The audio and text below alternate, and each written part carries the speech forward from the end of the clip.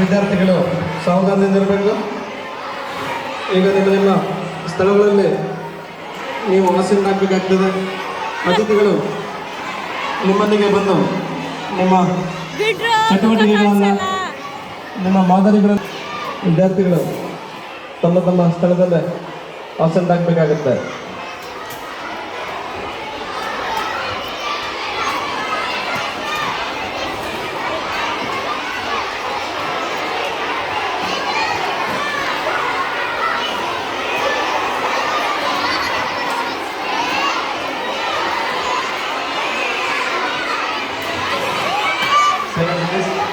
ನಿಶಬ್ದತೆ ಕಾಪಾಡಿ.